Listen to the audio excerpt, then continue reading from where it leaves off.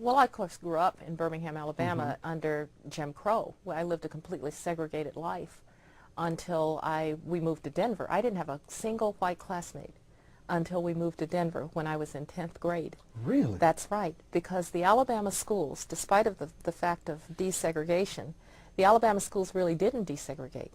And I remember, I think it was in 1967 or so, I had one white teacher at Druid High School in Tuscaloosa, Alabama. Has race in any way impacted your life in any negative way? Do you feel there's some place that you would be today had you not been born someone who happens to be a woman and happens to be black? So I'm very fortunate. As you said, I have had a blessed life.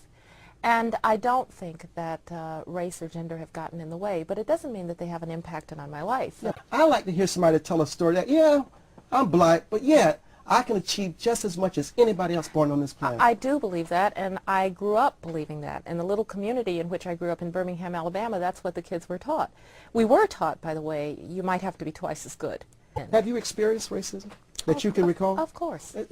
Give us a situation. Well, I can give you a situation when I was a little girl, and then I'll give you one when I was older. When I was a little girl, my mother and I went to shopping at a store, and I was going to buy my little Easter dress, and the sales clerk pointed us to a storeroom to try on the dress.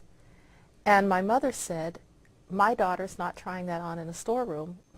My parents really did take what must have been a very difficult situation for parenting. You know, segregated Birmingham, Alabama, colored-only fountains. You couldn't go to the fairgrounds. You couldn't go to the movies. You couldn't go to a restaurant. And you could see how a child can internalize that as something's wrong with me. But instead, they made it something's wrong with them, and you can still be president if you want.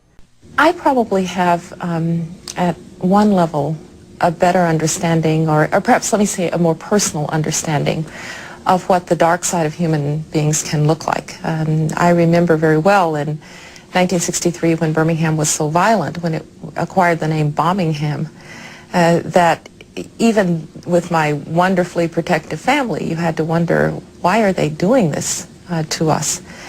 And on the other hand, I have a great faith in the ability of people to triumph over the dark side of human beings.